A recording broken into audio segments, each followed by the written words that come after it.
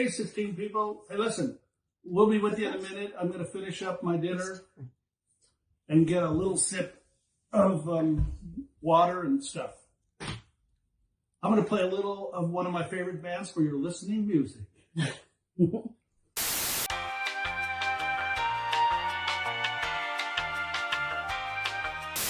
Where do we start here? Tell them how you are. Yeah. Well, listen, while people are coming over, I made the mistake of, because I'm a technical boob, folks. I made the mistake of posting it to my my Facebook page, not to Tom Jackson Productions. So a lot of people are going there instead of to this. So I'm giving them a couple minutes to click over. And in the meantime, I'd like to do more of these if they're helpful for you. In fact, I've been talking with some people how to do this in a nice production way. But if they're not valuable, I don't want to spend all the money to get all the gear and get it done nicely. But if it's helpful for you, you need to let me know. Another thing I would really like to know is, as I teach tonight, I'm going to deal with three things, I think, if we get through those three. Because those of you who know me know I like to talk. And with questions, we may not get through it all. I have no idea. This is the first of hopefully many. We can find a groove, something that'll be very helpful for everybody. Yeah, I would like to know right now, or as soon as you can, what kind of artist you are. Give me like a genre, a soloist, a band, that kind of thing. So I know who I'm talking to. One of the issues, and I'm going to say this in a couple of minutes when everybody's on. I realized this over the years, that it is harder for you to do a show than it is a Taylor Swift or a major act who goes out and tours arenas. And let me tell you why it's harder in terms of the what to do on stage. When I work with a major actor or we're getting together a showcase where it's the same size stage every night, all you got to do is the same thing from the same place with the same songs. And if you do enough repetitions, anyone can do that. You guys, one night you're playing a house concert, one night you're playing a church, one night you're playing a club, one night you're playing a coffee house. And you have to make all of these adjustments where, when you bring your own stage, bring your own lights, bring your own crowd, it's so much easier for me to plan a big show like that than to do what you're doing. Because one night, like I said, you're playing on a stage, 4x8. Another night you're at a fair, and the stage is 40x80. And so how do you make these adjustments? So I just want you to know that it's a struggle. It's hard for you guys, but that's just part of the process, I guess. I know we got some Canadians on there, so I'll do the translation. It's part of the process. Let me read so I'm getting pop rock, country emerging artist, Christian rock, heavy worship, solo act or duo, hip hop artist, pop acoustic duo. Oh, so no variety at all. Solo folk rock, classic and acoustic rock, solo cover artist, Christian contemporary singer-songwriter, guitarist, indie rock bands, country father-daughter duo from Montana. My brothers live in Montana. Yeah? Yeah. Kaylin Saws, yes, Lily Gray, Hey. country artist. Go get it, girl. You've been doing well. Solo instrumental, steel drummer, calypso to pop, folk rock Americana, Christian singer-songwriter, solo act band. Okay, stop. I get it. You get it? Yeah. Well, here's the deal too. Just like it's hard for you to go from one stage to another, that's why I teach oftentimes principles and concepts because you're all in a different genre. You're all on a different stage, at a different stage too. Some of you are beginning, some of you are veterans. So with the veterans, we have to break bad habits. Kidding. Well, actually, I'm not. And with new people coming up, they don't have the bad habits. So there's all kinds of variety here. And hopefully conceptually, what I talk about will make a big difference for you. So I think most everybody would be on by now, I'm guessing. Yes, yeah, quite a few people. All right. 88. What's that? 88. I ate. 88. Oh, 88. 88 people. Hopefully they ate too. French Canadian. Can you translate to French? Oui. My wife. Oh mon Dieu. My wife can. My wife can. One of my favorite artists, French Canadian, Lorena McKenna. Folk blues with a twist of jazz. I'm looking for the German polka bands. That's what I'm waiting for, guys. Jason Parsons says you look great, Tom. Oh, thanks, Jason. Well, that's where I'm going to start. So for those of you, some of you know me pretty well, and I can't believe you're still listening to me. Rich Narkudis, just, only 40 years when I was 2. But I just want to sincerely, from the bottom of my heart, I'll say this for another 10 years. I'll actually say this the rest of my life. A lot of you know that I had a bad case of COVID. I had 2 doctors tell me to call my family and friends. I had 60 to 90 minutes to live. That was on Thanksgiving, great day. And I can't thank you enough for your thoughts and your prayers. I mean, I know thousands of people were praying, and I had no idea. And I literally had 2 doctors just say, I can give you a shot and make you comfortable. You'll pass in 60 to 90 minutes and call your family and your friends. And God had other ideas. And they just said it was a miracle because my lungs were completely gone, destroyed from the pneumonia. I was breathing like I couldn't even breathe. And 2 weeks, I fought it for 2 weeks by myself, tried everything that the GP said. And he finally just said, go into the hospital. And I did. And that's when they told me I had 60 to 90 minutes to live. And the word got out that I needed some prayer and thought, good vibes. And I can't thank you guys enough. Seriously, I can't thank you enough for it because that was the difference to me. Okay, I'm going to tear up here. But seriously, that was the difference to me. And the irony is I have friends who just in the last, I have 4 or 5 guys just in the last 2 months have passed away and from COVID. And I don't understand why I survived and they didn't. That's a weird thing. We'll figure out someday.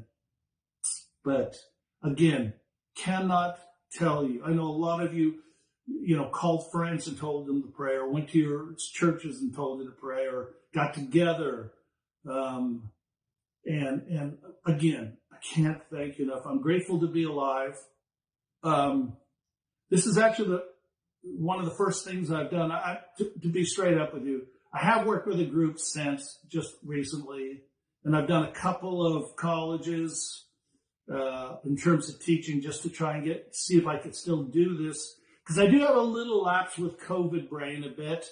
I'll blame everything on that. So for those of you who don't know me or know what I do, I will jump around once I get going. So I have ADD and COVID brain, stick it together, and hopefully you can follow me. That's why you have some questions. So there you go. Again, just back, in other words. Yes. Finally. Yeah, it's been 15 months since I've done anything in reality. So so if you guys like this tonight, I will go out and get some cameras and try and walk through.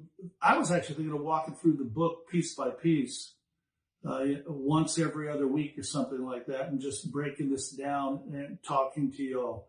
Because there's not as many music conferences anymore either. I don't know if they're going to come back. You Canadians, I would love to teach Canadian Music Week again, but that doesn't seem to be happening. Was the DIY conference? What is that one? CD Baby. Yeah, that was fun. For those of you who saw me at CD Baby, storm their place and say, have Tom back next year, because that one was fun. Okay, anyways, let's keep going.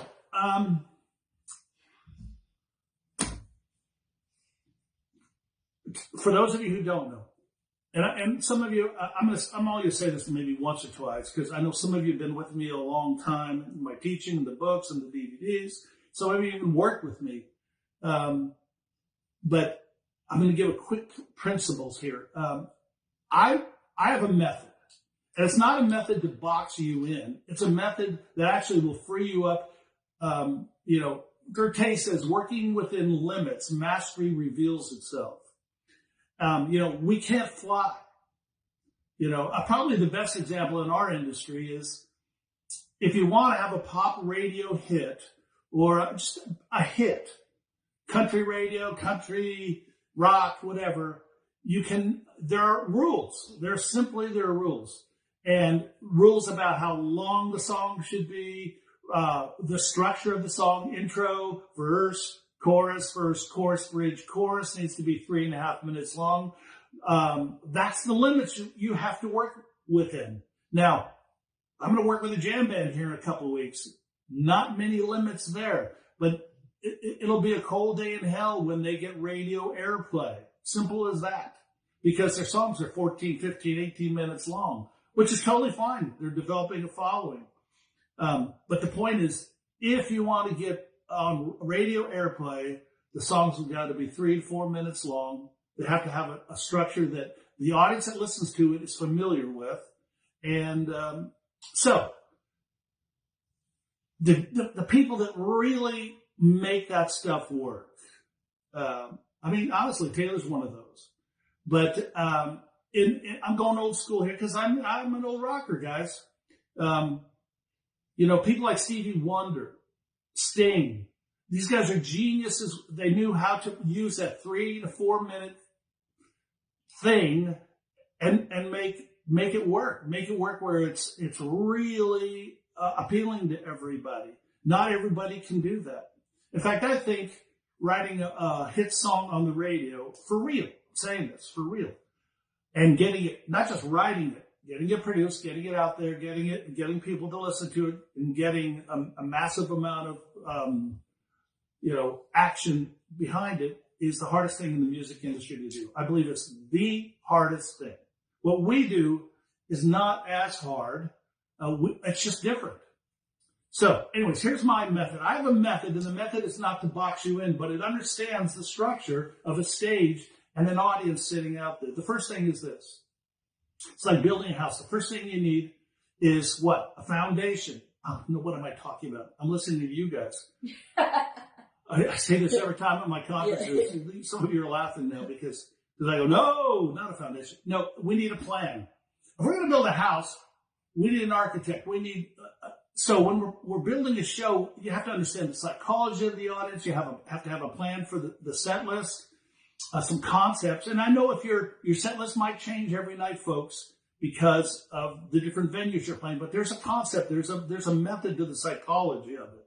So planning, working out what you're going to do before you go on stage. That's what Amy and I do when we go into rehearsal. We work out the songs, the arrangements, the movement, the verbal, so that when we hit the stage, we're prepared. Now, there's room for spontaneity for those people who can be spontaneous. But anyway, so the first thing in my method is you need a plan. If you're going to build a house, if you're going to build a show, you need a plan. The second thing is the foundation. And the foundation are the things that we go through mentally, emotionally, psychologically, spiritually, before we go out on stage and while we're on stage. The audience is feeling something. You're feeling something. There's a lot of emotions floating around the room. How do we control them, direct them, make them work for us so that we make that connection with an audience? So the foundation are the things that most people don't even approach. stage fright. I'll talk a little bit later about one of them, authority and confidence. The third thing is after the foundation's laid, you got to build a house. So what do you need? You need materials to do it. You need the tools to do it. And you need the skill to do it. And same thing with a show. You have materials, tools, and skill. There are certain things you can use that will help you communicate with an audience. For example, I just worked with, this is the only gig I've done since I've been back. I just worked with a young country act called Presley and Taylor. And we just spent hours working on microphone stand technique, now, which sounds silly to some of you guys. But understanding that taking a microphone stand and turning it to the side, it generates more emotion. The audience can see the emotion, because what we're talking about here is communication. And communication from the stage is 15% content. That's it. It always freaks great songwriters out, or Christian artists, where the lyrics are so important. And they are. But live, seriously, you go to a gig and you hear people playing, and here's what it sounds like. Return to forever. You hear some words popping around the room. So the words are 15%. 30% is tone or emotion. You see a really passionate singer. I remember seeing U2 for the first time in LA. Gosh, that was a while ago. It was when I was living in LA. It was 90, whatever. It was during the riots. That was fun. But I remember, I was never a U2 fan. I was a musical snob. They're not the greatest players. But obviously they had something special. So a friend of mine, actually the president of Gospel Music Association, now, Jackie Patillo, said, I got an extra ticket, you want to go see him? So I did. And Bob was up there doing his thing. And this is what I hear. Looking, far, it's like rattling around the LA sports arena. I understood hardly anything, but he was so passionate. I'm like standing on the edge of my seat going, yeah, I believe that. Then I turned to her and said, what's he saying? Because I didn't get it. The lyric, it was just the emotion. That's 30%. 55% of communication from the stage is what the audience sees with their eyes. And this is, I get asked this question all the time in interviews. So what's one of the biggest mistakes people make? Well, here's one of the biggest mistakes people make. Your songs don't sound the same. They shouldn't look the same. Now, big concept. But think about it. You got one song that lyrically is about your dog dying. One's about celebrating life. One's rocking. One's just an acoustic thing. When they all look the same, it makes no sense to an audience. Because that's what we're talking about, connecting with an audience. So what we have to do is make sure that we keep, here's the irony of what we do. People think we just move people around the stage and we make them look kind of goofy. The truth is, we want to keep the integrity of the song. So if the song's rocking, you need to be rocking on stage. If it's sweet, we need to sit you on a stool. That's another tool for you to use. Some of you are like, yeah, whatever. But some of you, I'm telling you right now, most everyone I'm talking to, if you're in the right situation, should have a stool, should have a stand, and know how to use it. And the right kind of stand. For example, if you are a lead singer that doesn't play an instrument, you need to have a straight stand, not a boom stand, so you can learn how to use the stand. Now, Prince went one further. He built I can't remember if Taylor did this or not. COVID. But the stand, I don't know if you guys, the angle here, the stand, instead of going straight up, it went a little bit of an angle, but it was one piece. It wasn't a boom. So he could play with the stand and also put his guitar underneath it and play. Mm-hmm. So he found it like a hybrid that worked for him. And there's been a couple of artists I've worked with that we've done that. But the third thing in my concepts, in my method, is materials, tools, and skill. And a lot of people think that's all we do is move people around the stage. It is an important part about it, but it is not the whole thing. The real thing is creating moments. And that's what I'm going to teach a little bit tonight about song rearrangement, because for those of you who can't move anywhere because the stage is 2x2, how do we create moments that way? Well, I'm going to talk about that tonight. So that's the third thing. You need to have a plan, lay the foundation, and then build the house. Be interesting on stage, visually. And I'm not talking goofy. I'm not talking goofy at all. Some of you are action movie guys. Meaning, if you're a hard rock band and it's rocking all the time, it's like Transformers. Things have got to be exciting and blow up. But I love, one of my favorite movies is Midnight in Paris. And it's a dialogue movie. And you gotta watch it if you have. Yeah, it's so good. But just in the concept of the movie, Owen Wilson is starring in it. And in the concept of the movie, when he turns to Hemingway, and he just gives him a look, and there's a twinkle in Hemingway's eye. That is the same thing, now here's the concept, as a guitar player on stage, or that's the same thing as Stallone looking at somebody across the place and boom, blowing their heads off. But that's appropriate because that's an action movie. This is a dialogue movie. So what kind of artist are you? So the concept is true, though.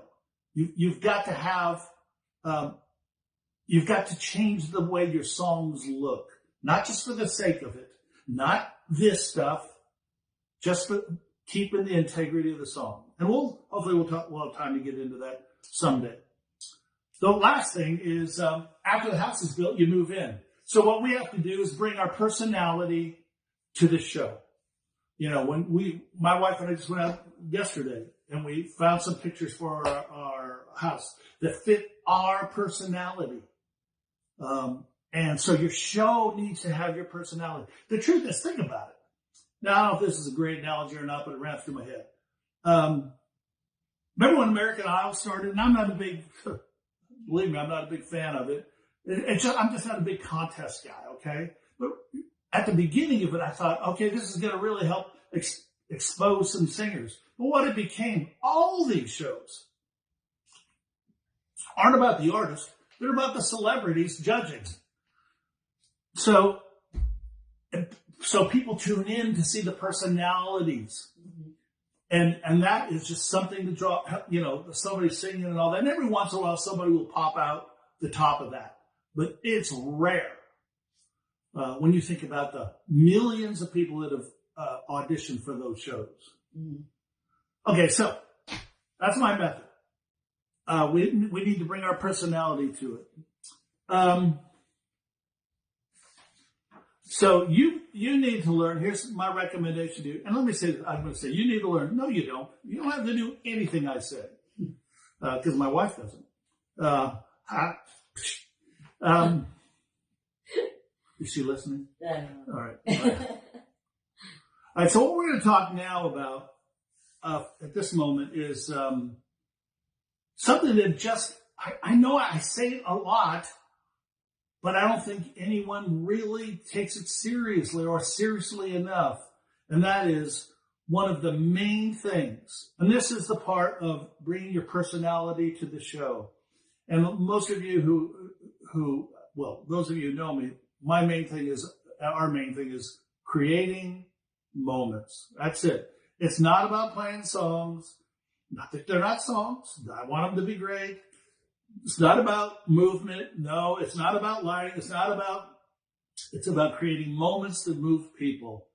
Make, chills, laughter, participation, just moments that people experience. All of us, everyone on this thing right here, you know that's the truth. You know that's the truth when you go see your favorite artist and they play that song or do something in a show, even if it's somebody you don't know, and it moves you. You're like, whoa, I love these guys, or, what's going on here. And it's not, you're the guitar player's watching this. You're not going, is that a Mixolydian scale on the turnaround? Or, vocals, you're not going, oh, I love the third and the fifth harmonies. No, you're not. It gives you a chill. You don't even recognize what it is. And that's your job. Your job is to bring those moments to the people. And let me give you a clue here. Build your merchandise around those moments. See, one of the reasons you don't sell a lot of merchandise, most of you, or a lot of you, is because you don't create moments, you play songs. When I first started working with Taylor, I'm trying to, there's multiple things we did, but she was opening, actually, it was right before her headlining tour, and she was opening for Brad Paisley. And so we went in and worked some days on her show. In between, Brad, they were playing half a tour, and then Christmas break, and then another half a tour. And so I got her halfway through the tour. Called up at Christmas time. We set up some rehearsals. And here's the truth. We played exactly the same songs she was playing the first half of the tour. But what we did was we created moments out of those songs for the second half of the tour. And her merchandise, sounds extraordinary, but it's true, went up 600%. 600%. Now, obviously to her that meant millions of dollars. Do I wish I had a point on the merchandise? Well, duh. A day late and a dollar short. But it went up 600%, folks. And too, once that moment is created, you get the right merch to match that. In other words, if the audience is singing along to the hook line of the song, that line needs to be on a shirt. T-shirt. Because somebody's going to connect with that. If it's, I don't know, something else, like one artist they had this song where they brought up somebody from the audience to play cowbell, and he had a shirt with cowbell on it and had the name of the song. So those are the things that they're going to buy.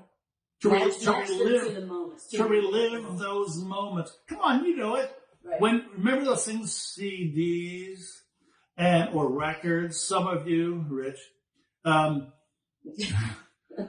And you heard something on the radio and you went, oh my gosh. Or you saw a group live and you went out immediately to the merch table and bought their stuff because it made you feel a certain way and you want to relive that feeling. So, and creating moments is not easy. So, but where it starts for me, well, obviously it starts with the music, and this is what I was going to say earlier. I did say earlier that writing a number one song on radio is, seriously believe, is the hardest thing to do because you've got to create a moment while people are driving in their cars, yelling at their kids, honking their horn at somebody going, because that's where we listen to it often. Where when you play a live show, people come out to have a good time. They're not yelling at their kids. They're not, in fact, some of them are having a drink. They're pretty happy. They're out to have a good time. They're waiting for you to bring it. And for us, I just told somebody this yesterday. For us, it's easier conceptually. In other words, you can have a CD that has all good songs, nothing great, never have a hit on the radio, and we can turn it into a great show because there's stuff inside those songs that can be pulled out in a live show that can't be put on the radio. There's not enough time to put them on the radio. We can find a vocal line or a guitar riff or a cool rhythm or something and really develop it live because there's not that 3-minute time thing that has to happen. So, Anyway, so here's where it begins for me. I get a CD from somebody, and you know what? Boy, I'm saying this, and you know, we probably got a 10% chance of doing this. But if somebody really wants to do this, I need to know. I need people to poke me and bug me about this. But I get a CD. Amy gets a CD. Whatever. You know, after a while, I don't even know what to say. But was it Spotify? Was it Pandora? Was it vinyl? We get the songs. We get the songs somehow. Usually it's an MP3 sentence. And then we start listening to it and listening to it with an ear that is not critical in the sense of, is this going to be a hit? We're listening to certain things in the song. And that's what I want to teach you. How to listen to your songs with a different kind of a tweaked ear to pull the moments out of it. Mm-hmm. So you have to, the very first thing I do in most cases is find some songs that I'm going to rearrange into some moments. Bam. First thing I'm going to do. Because that's what it's about. So I'm listening for stuff. Some of those moments are sometimes we give it a bridge to. Oh yeah. Well, to me, you're saying, yeah. Well, I wrote down this because this is what I started thinking about. You can develop an intro. No question, you can develop an intro. In fact, if this is going to work, I'm going to try it. I'm going to play some music for you. I have no idea whether you can hear it or not. You'll respond real quickly and let me know. But you can develop intros in your songs.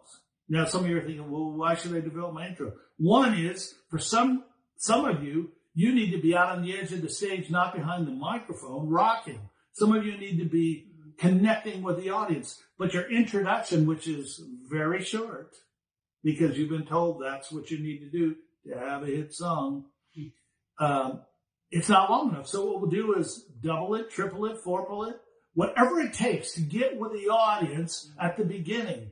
Otherwise, most artists, and let me just say this is going to sound arrogant, but I don't even care. Too old to there's so many artists that do it wrong. Even the big artists, they do it wrong. The reason they get away with it is because they're married to their audience. Their audience doesn't care. They're just there because of the personality and they like their songs on the radio. They're married to them. You are dating your audience. They don't know you. So you have to impress them like on a date. So your intros, you need to develop them. Sometimes single, double, triple. Some of your songs that might have a really cool groove, that's going to go by too fast and they're not ready to hear the lyric yet. So expanding that intro gives them time to just, get in that groove, feel it.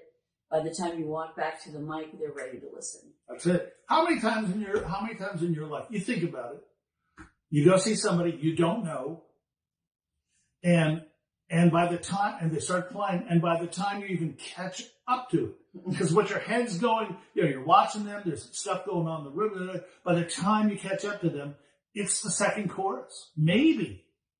You don't even know what they said in the verse, So what you want to do is keep that stuff there, because that's the meat of the song, and develop something that will capture and engage them. Like you're saying, there might be a cool groove. So let's just say you've seen it a million times, but you need to do it too.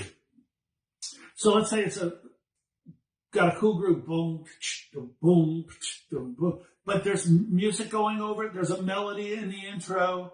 Well, here's how I look at these songs, and it's just freaky. I don't know what happened, bump in the head.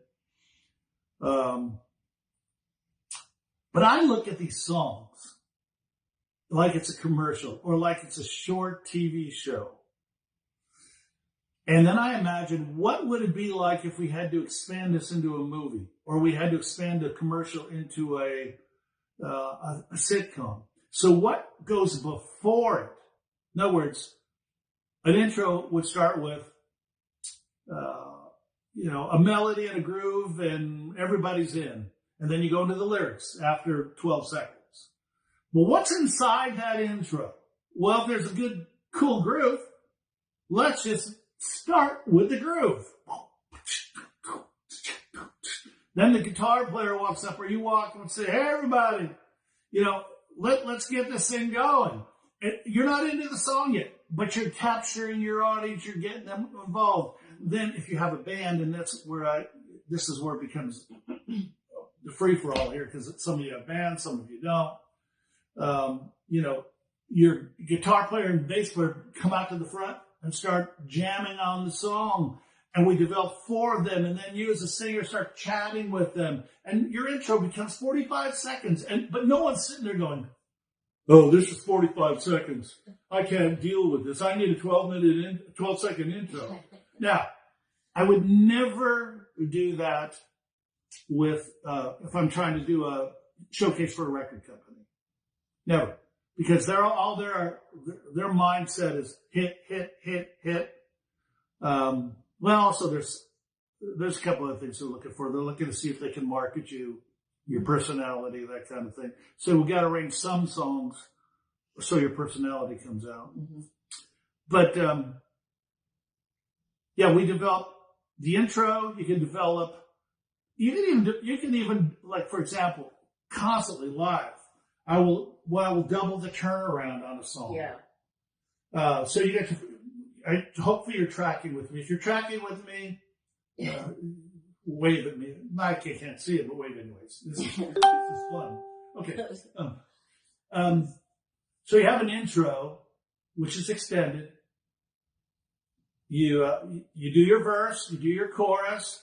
Then there's a little space before your second verse, right? Well, there's times that there's times not to, but there's times to double that turnaround. So that you can play off your guitar player, right. or you can say something to the audience, or you can just let it lie. Yeah, it's too rushed sometimes. Right. The audience needs that space to kind of take it in. That's it. Plus, it gives you a breath too on stage. And I know if you're used to the song the way it was recorded, it's a tough change. But trust me, you'll enjoy it because you just I need to breathe here for a couple of bars. Instead of going right to that second verse. Letting stuff breathe. Here's the problem with a lot of you, and I've gone through this, oh my gosh, how many times? A lot of people think, it's Tom, he works with all the big stars in the world. The truth is, I've been fortunate to work with, the Beatles. Oh wait, no, that was a dream. But the point is, I've worked with some people, so stupid records and all that kind of stuff. But our bread and butter really is people who are getting ready for showcases, people who are doing opening acts. Another place to develop, to rearrange your songs. Some of you may be saying, okay, I got it, rearrange songs. I can't tell you how important. This is 70% of what I do. It really is, 60, 70%. It's, if this is like a movie, and somebody takes a book which is you've read, and they're going to turn it into a movie. You've got to rewrite that into a script that makes sense in a movie. Well, we're taking songs, a accumulation of songs, to turn them into a show, and they have to be written to make sense with the psychology of the band, with the energy, with the change of pressure. So please, hang with me here on these rearrangements. This is huge. At least, it's how I made a living. I've rearranged over 100 number one songs.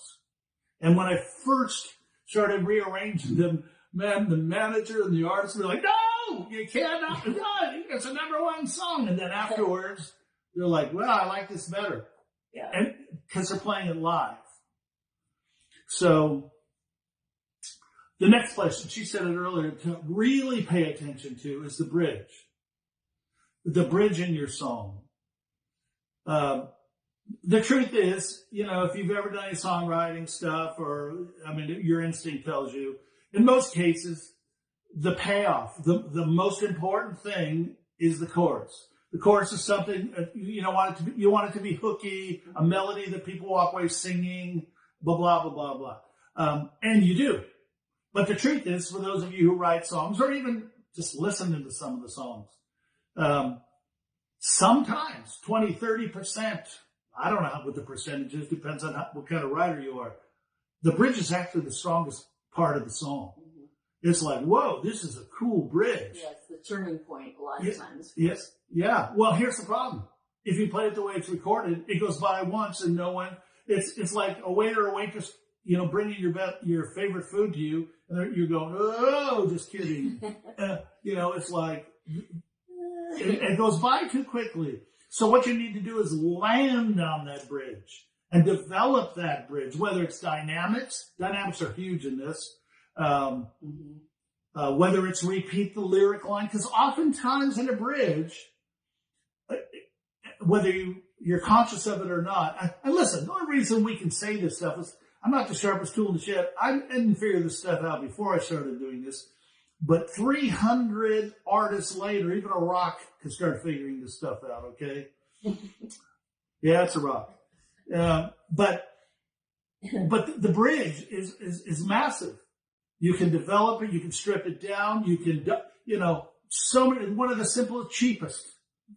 simplest cheating things I do is, I just did with this group. That's why it's on my head is, they're playing a really nice song with a nice chorus, and then we go to the bridge, and here we come out of the chorus, and here it goes. It just goes like this, and there's no more energy. It doesn't go anywhere. So I double time the drums. Are they on the record double timed? No. But it doesn't matter. No one in the audience is going, well, wait, that double time isn't on the record. Mm-hmm. They're just experiencing what's going on the stage. Sometimes I've left space between the lines, actually. With the same, A lot of times it's just a little 4-line bridge, but it's like if you break it down, do the one line and repeat the next line and build, and then build. That helps build it too. Soft to loud. If you like triple the bridge, the first one maybe is quiet, depending on the song, of course. The music will dictate that, but starting soft and building so that by the time it pops into that last chorus, it's like huge. Yeah, it's a payoff. Yeah. And really, if I can, I'm going to play a song for you guys, and you're going to have to tell me whether you can hear it or not. Right. Well, let me just finish this. Be quiet. Another thing. Now this is weird. It's really not a rearrangement. It is a little bit, but at the beginning of a song, my mind's going a million miles an hour. One of the issues most of you have, and the reason I say that, it's not condescending to anybody, but after a while, you just, whether you sold 1 million records or whether you're just starting out, these things we see the same issues 85, 90% of the time. Well, a lot of people are not good verbally. So instead of finishing a song and then going, this next song is from my first record. I hope you like it. It's like, and I want to take a wiffle ball bat, go up and hit him over the head. But the point is this: you feel awkward speaking to an audience. One of the easiest ways to cheat is lay a music bed or a groove. All right, everybody. Instead of, hi, nothing going on. Or, keyboard, a little pad or something. It will help you, because then when you kind of choke on your words, like you're not sure what to say, it's not dead air. It's not what we call death eating a cracker. There's a little bit of space and no one's going, oh my gosh. They can't feel the space, the awkwardness, because the music or the groove has filled it. So I call it dinking and talking. It's a technical term I learned. But in addition to that, you prepare what you're going to say. Oh, yeah. Beforehand. And we help artists with that. There's a story behind the song, but they cheat us and just go, well, we just released this one last week. Yeah, we don't care. But here's don't a know new what's one. loud. Here's a new one. Oh, yeah. I hope you don't mind. And I'm sitting out there thinking, a new one. And they don't even know any of your songs. I mean, how stupid is that? Yeah.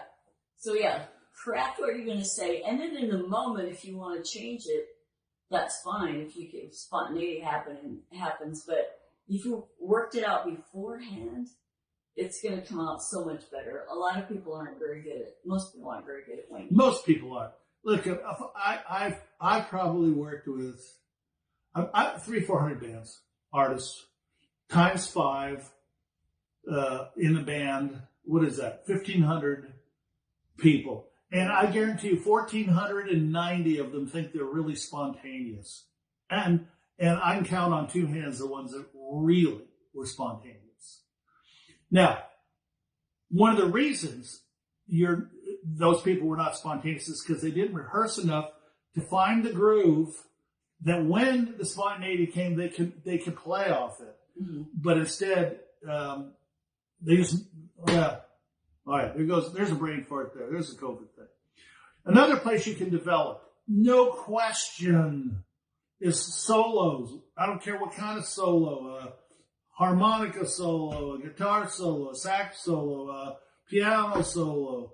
You don't have to play the way it is on the record, or, dare I say, you can put a solo in the live show even though it's not on the record. Boy, I just did this with these girls. And they're playing, here's a perfect example. They're playing these pop country songs. And we made the solo over the bridge before they sang it. Mm-hmm. And it was, the manager afterwards turned to me and goes, man, Purple Rain, that was awesome. And the reason I put it in partly was because they were doing a booking agency event.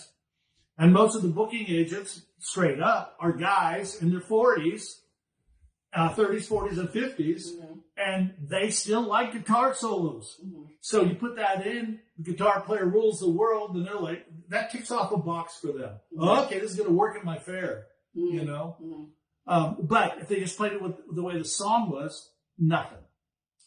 A lot of times I've added a solo onto the end. If the player is really good, 32 bar solo, I'm like, hey, I got it right here. Outro.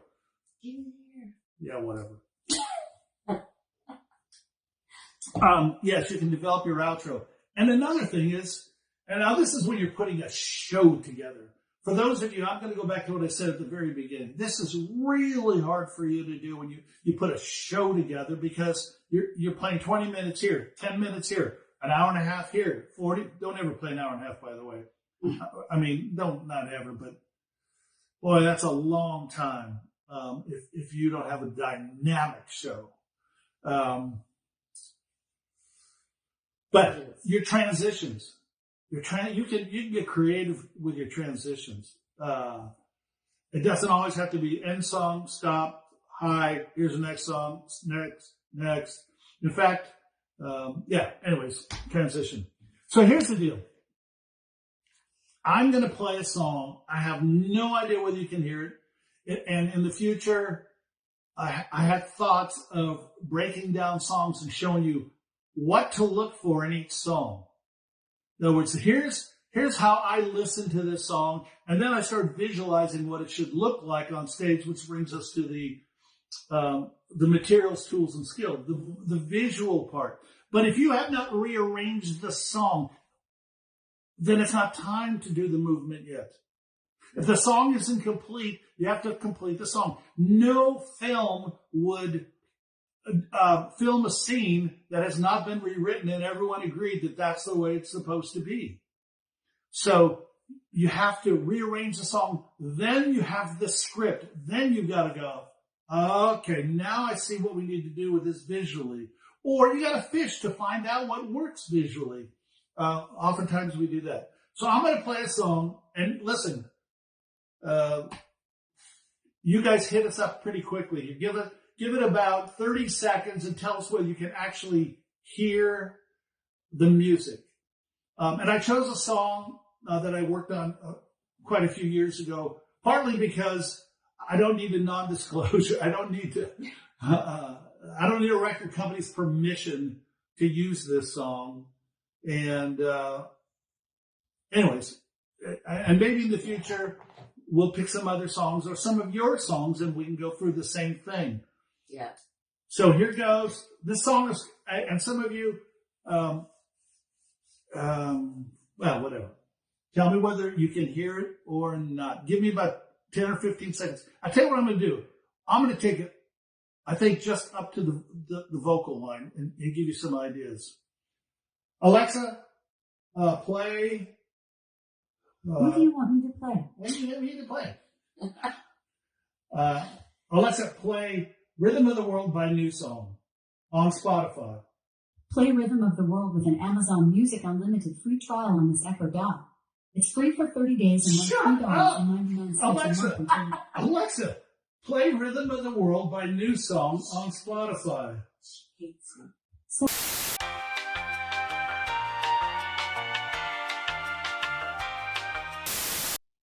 Well, that's a good station. I played this. I set this up, you guys, and I played the song. I thought, okay, this would be a good example, and it worked like 3 or 4 times perfectly. Next time. Yeah. Next time. Somebody asked how worship leaders can improve an online experience.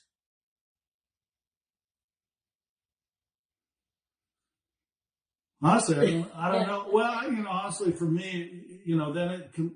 Online to me is a different animal. That's why Amy had to really push me to do this, because I'm a live person. A lot of you have been to my workshops or seen me live. But the way the world has gone, this in some ways is part of the new normal. And so, worship experience online, I don't even know how to do that.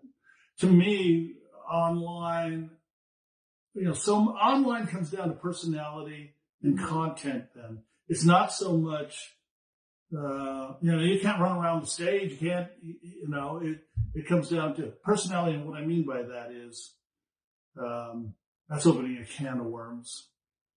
I mean, unless it's a wide shot of a worship team, I'm not sure what she meant by that. Specific. We'd have to get more specific on that one, but some of this stuff, and this is where it becomes. See, if I was speaking to all of you, and you're going out on tour, and your stage was 20 by 40, I could give you way specific advice. But instead, you're a worship leader. This guy's, plays devil music, and this guy plays country, and this guy's a jazz player. And so, unfortunately, the two things to me are any worship leader should have is. They should know the word and use it and the Psalms in your worship, and just make the music great. See, when I said communications, 15% content, 30% tone or emotion, 55% what the audience sees. If we broke that down to online, that's not necessarily the case. It would be more words. It's like a book. What's the percentage then? Well, it's 100% in the words. On radio or on a CD or Spotify, it's not 55% what the audience sees with their eyes. Those numbers change. But like Amy said, if it's a church service on Sunday and you get a wide shot. Try to get more than one camera to add interest, keep their attention for sure, for starters. Yeah, which we only have one camera. Yeah. But it's true. No, it's true, because it's true. Yeah. You're changing angles on people. I have a whole thing about angles and positioning so that you keep an audience's attention. It's not always the same shot. Mm-hmm. What I call a Chinese water torture. Mm-hmm.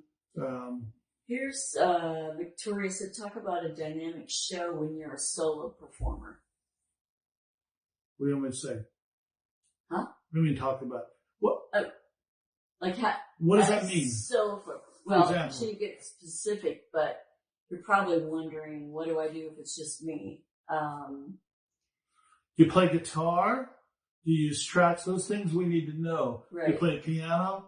our recommendation always, back to the dialogue movie, is piano. You learn to play the piano, even if it's just dinking, and you play two songs. Get acoustic guitar. You just bring it up on the choruses. Yep. The more variety you can add, learn a loop pedal. Do some of your songs on a stool if they call for it, some standing. I think a lot of mistakes soloist performers make, they just sit on a stool for the whole show and like it's boring. Well, I just saw it. But even the other day I saw a girl, another showcase, and it wasn't with, she had a band, and it was a showcase. God bless her. And she's a great singer. But every song she held the microphone and did the same movement. And after a while, that's with a band, which should be more exciting. After 3 or 4 songs, you could see people in the audience just getting restless, like, we've been here, we've done it. Mm-hmm. So subtle changes like sitting on a stool. God forbid, I'm going to say this, because some of you are like, you can't do that. A headset. Use headset going out into the crowd, a headset being able to walk to the side of the stage. You know, one of the things that I've talked about for years and years and years is you got to have a fun moment or audience participation or something. Well, and that goes back to rearranging the song so that you can get the audience involved. And there's a whole technique to that. Mm-hmm. But that's where the music, truth is, this sounds terrible to you artists, but where the music isn't that important. It's the fun with the audience. It's getting them to sing. It's getting in their face. It's getting them to lift their hands. That's what they're there for part of the time. Mm-hmm. If you're a cook, you gotta have some dessert once in a while. So that's why I would put a headset on. Not everybody, not you necessarily, because I haven't seen you, but I put a headset on and I'd go out to the edge of the stage and get them clapping and singing. Well, Katie Joyce says she's seriously lost by the fun moment. What's the best way to approach it? I get paralyzed even though I'm super fun off stage. Have some wine before you go out. Oh, I'm sorry. What do you mean you're seriously lost? How to put one together, or you become self-conscious? Which one? Yeah. Or both? Fun moments are different for every artist. Maybe the song itself is a funny song. Maybe it's fun because you're getting the audience involved. Or it's really fun off stage and they're drawn in like a big drum thing, right. And there's personality and people are laughing and you're throwing stuff back and forth. You know, I just saw Joe Bonamassa a little while ago. I don't know if you guys know who he is. Great guitar player. I mean, you can't find a better guitar player. But it was Joe playing guitar, singing, playing guitar. And he had all these other people in his group. And some really cool background singers that he never brought out. He never interacted with anybody except his keyboard player, and that was one time. And so, fun. There's a million ways to have fun, but bringing somebody up on stage. Now you got to rearrange the song to bring somebody up on stage. Yeah. And one guy, and this is so non-musical, it's ridiculous. You being the chef who cooks these awesome meals, but if you go, well, I don't need to play the dessert because I'm not saying you're like that because I'm an awesome cook, but some people come for the dessert. Mm-hmm. So I had one artist and he was a combination of tracks and live acoustic guitar, all by himself, and He's as country as country could be. And he got people up on stage and had them one playing a spoon, one playing a whatever that thing is called, harmonica. And then he passed it around and it was so non-musical and so goofy, but everyone loved it. And the merchandise flew off the table. So, Kirk says he plays name the artist game. Like maybe it sounds like he plays different songs, and the first one to yell the artist. That's perfect. Yeah.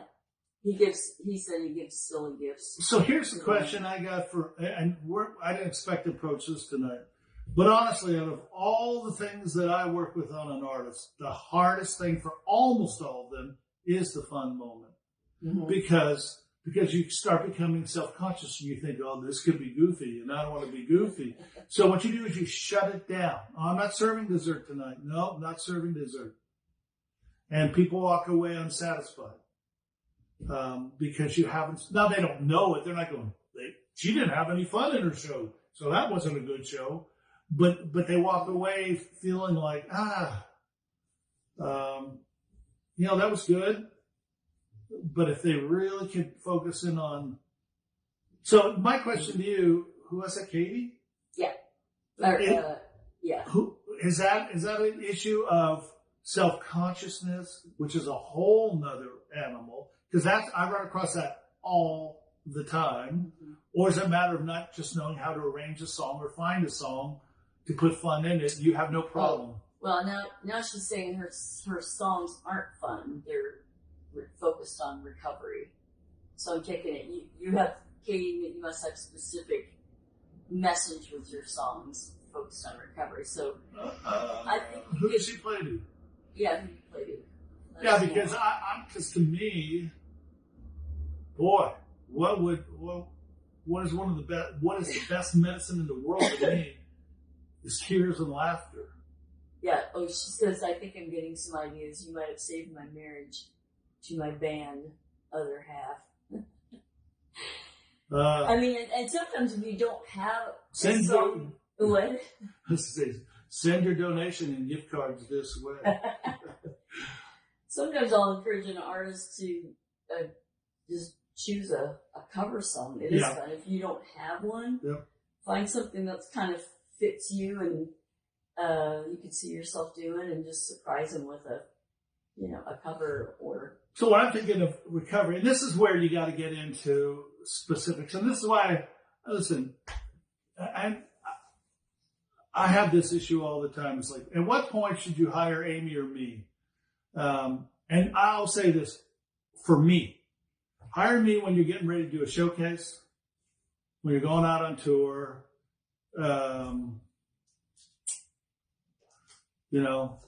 If you're just starting, I had someone hire me when she was brand spanking new, had never performed in front of a live audience before. It's never really too early. Yeah, well, but for her, and this is not a trying to be arrogant thing. I'm just old and tired, and I had COVID.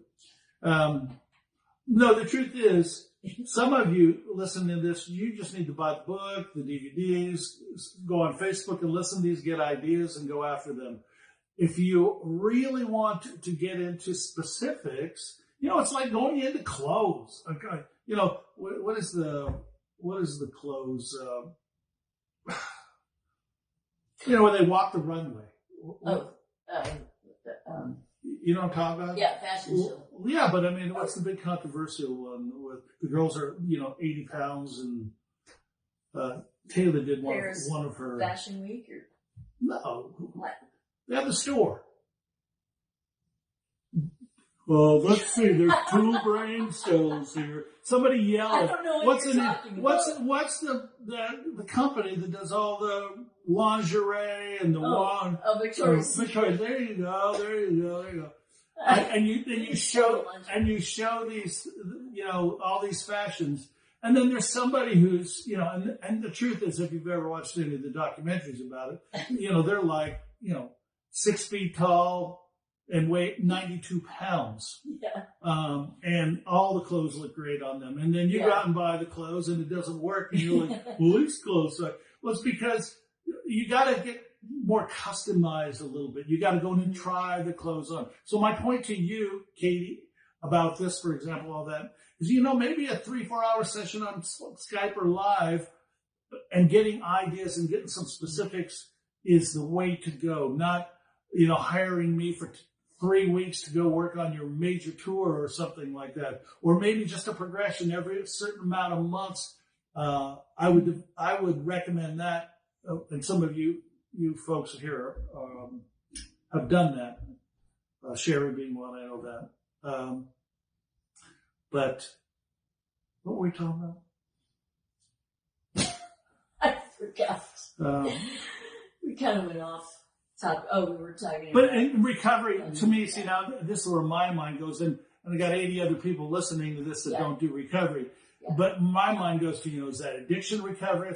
But I mean, comedy is one of the best ways to tell the truth while we're laughing and we're healing at the same time. Right. So, and your fun moment actually could be a story that you tell between songs that maybe this. If you have the gift, if you have the gift of gab, if you have the gift of gab.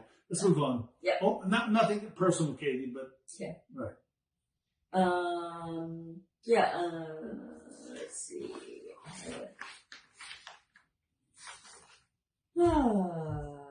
What advice can you give a solo hip hop artist who performs the tracks? I'll just tell you the truth. You might be the hardest example to make. Yeah, but you need to have the ability to edit your tracks so that we can kind of help you create these moments and create space for things to happen. It's going to be a lot on movement, what you're doing physically. Sometimes you might want to bring in different levels, ego boxes or ladders or something funky to get different heights so it's visually more interesting. Props. Really learn to use the mic stand as well as work the stage. A typical percussion or something. I don't know. Typical hip hop artist. If you've seen 1,000, here's what they do. Back and forth. And after 3 songs, and the truth is, let's be honest, dude. I'm guessing it's a dude. You're doing it live, and no one can hear the words either. If it's in a echoey building, that kind of thing. So here's what's going on. And after 3 songs, I'm kind of like, stop. So you've got to leave space. Mm-hmm. One of the things that we did, we worked with Lecrae. I don't know if you know who Lecrae is, but we put him behind a podium. Now he's a Christian artist. He's legit though, if you guys are into hip hop. And he just stood behind it and did it from there. Instead of running around the stage, pulled a chair out on stage. Mm-hmm. He opened up and he's sitting in this big white chair all draped over it. Yeah. But the thing you don't want to do is do the same thing over and over and over again and wander. Now, let me say this. That's obviously going to happen. But so when you change it up, you've got to change it up enough so that after, and you may not get tired of doing that or seeing that, but your audience does. And they're still maybe doing this, but it comes down to merch sales and are you growing and that kind of thing. Are you growing your gig? So yeah, doing less, being more deliberate. This is for all of you actually. Doing less at times and being more deliberate in your movement. Let's move on to movement. Well, is there more questions? No, I mean, let's go on. Okay.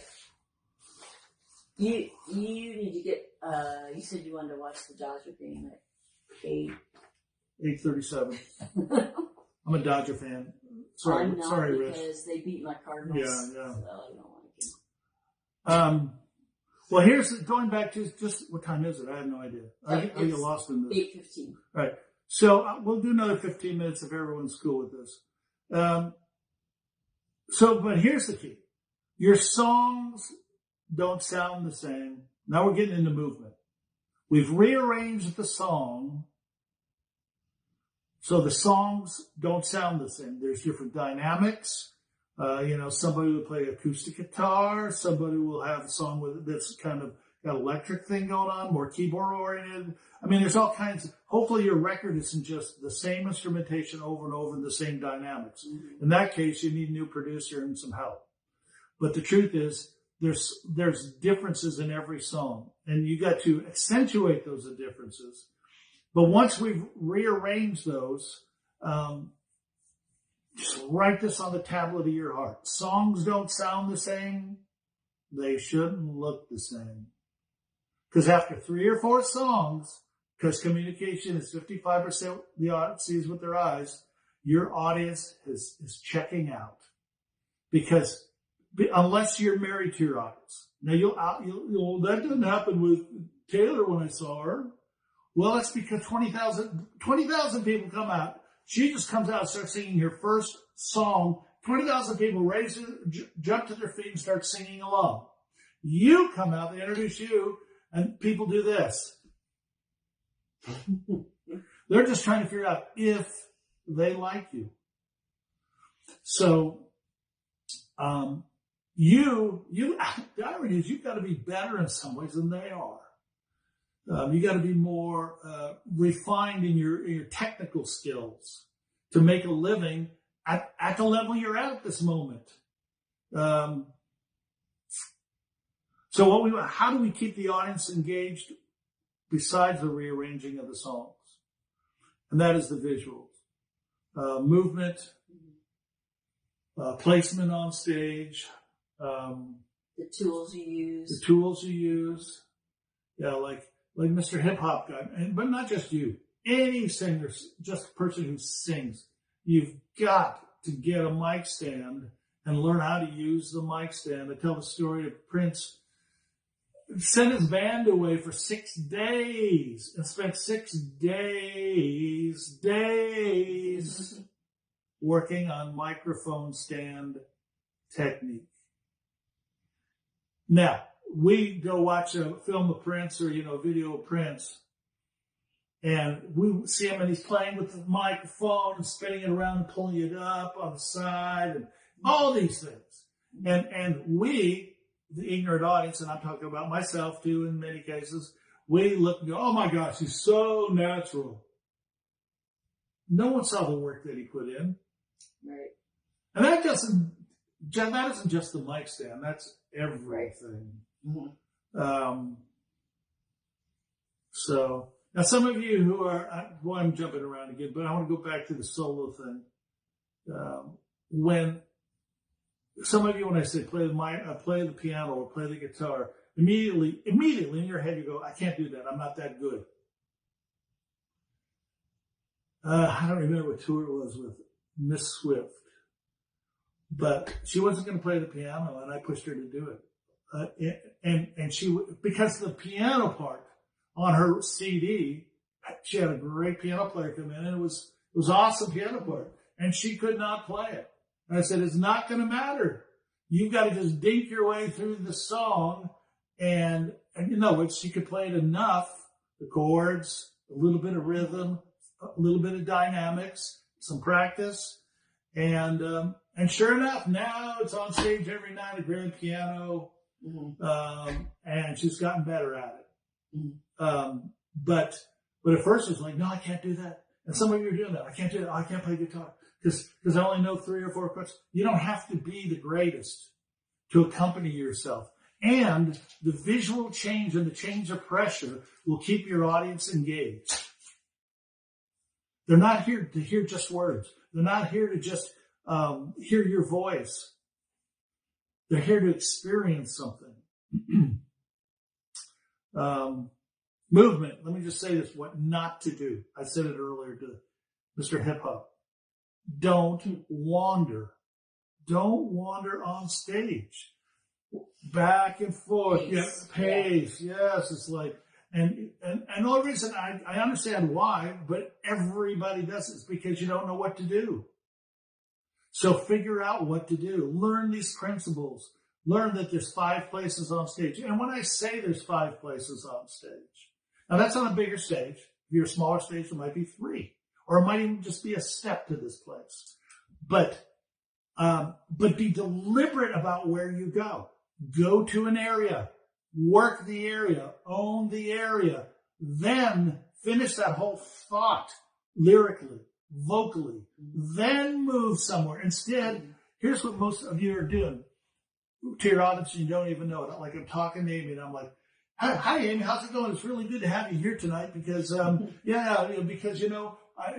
thanks for helping me out do this Facebook thing because instead of, Amy, thanks for helping me do the Facebook thing. This is awesome. We're having some fun. And then I come back to you. Finish the thought. But you got to go to a certain place on stage. You can't stand in the same place all the time. Here's a huge mistake people make. They get up there, singers, got a microphone, music starts, they sing for a while on the mic stand and then take it out, and they walk around the microphone stand the rest of the night. Behind it, yeah. And the most important place has been given to the microphone stand. And I'm sure it's awesome too. But it's silly. Get rid of the stand. That is your place. So, any more questions? We had a few, but I'm wondering if we should wrap and continue. Well, I don't know how to wrap. Well, closing statements. Closing statement. Well, I will say this. Would you guys like more of these? Yeah, I'd like to hear from you on that. So everybody's promoting you here. Buy the book, buy the videos. They changed my show. So thanks for endorsing us on here, for giving Tom kudos. So I've been talking to this guy about, really, this whole online thing is not my world so far in life. Though tonight was fun. That's probably because you're here. But I'm willing to go out, get some cameras, get some stuff together, learn how to get Alexa on my team. That was unbelievable. I had it all set up. It was like, I got the song, I know what I'm going to work on. And then Alexa's going, no. Not tonight. Not tonight. I have a headache. So, yeah, if you want more of these, and we'll make them a little bit slicker. Slicker isn't the word. Yeah. 2 cameras. Did we go too long? Yeah. Oh, yeah. Shorter, longer. Or just, that was enough. I don't want to see you again. That kind of thing. Same tonight was great. Oh. Gavin, all the way from Australia, mate.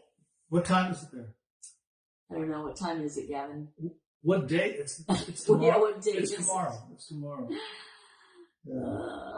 Yeah. Thanks so much for everybody coming on. This is great. This is like a last minute thing for us. Gonna revive him. Yeah. Yeah, I need a little revival. Yeah. If the Dodgers win tonight, that'll help.